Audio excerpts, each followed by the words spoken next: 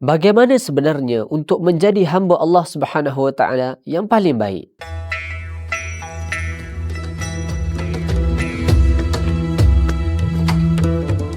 Soalan ini bukan soalan baharu.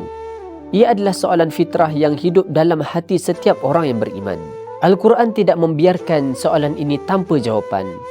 Allah Subhanahu Wa Taala sendiri menjawabnya melalui pujiannya terhadap para nabi. Allah Subhanahu Wa Taala berfirman, "Ni'mal 'abdu innahu awwab." Sebaik-baik hamba, sesungguhnya ia sentiasa rujuk kembali kepada kami dengan ibadatnya. Ayat ini disebut ketika Allah Subhanahu Wa Taala memuji Nabi Daud alaihi salam dan Nabi Sulaiman alaihi salam. Perhatikan susunannya. Allah Subhanahu Wa Taala mendahulukan pujian sebaik-baik hamba. Kemudian Allah Subhanahu Wa Taala jelaskan sebabnya. Kerana dia awwab, iaitu seorang yang senantiasa kembali melakukan ketaatan dan bertaubat kepada Allah Subhanahu Wa Taala.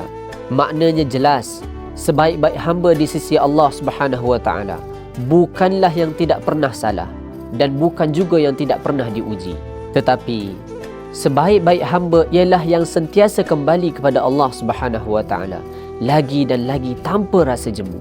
Menariknya, Allah Subhanahu Wa Taala memberi gelaran ini kepada para nabi. Mereka bukan orang lalai, mereka bukan hamba yang jauh. Namun Allah Subhanahu Wa Taala tetap memuji mereka dengan sifat sentiasa kembali. Seolah-olah Allah Subhanahu Wa Taala mengajar kita satu hakikat besar. Semakin tinggi kedudukan seseorang di sisi Allah Subhanahu Wa Taala, semakin kuat keperluannya untuk sentiasa kembali kepadanya. Ayat ini juga sebenarnya bukan hanya untuk mengangkat para nabi, tetapi untuk membuka pintu harapan kepada kita semua. Seakan-akan Allah Subhanahu Wa Taala berkata, jika engkau selalu kembali, itulah jalan menjadi hamba yang baik di sisiku. Bukan kerana engkau tidak pernah jatuh, tetapi kerana engkau tidak menjauh. Mungkin ada yang berkata, aku selalu ulang kesalahan yang sama. Aku asyik jatuh di tempat yang sama. Tetapi sifat awwab mengajar kita yang Allah Subhanahu Wa Taala memuliakan bukan orang yang tidak jatuh, tetapi orang yang tidak berhenti kembali.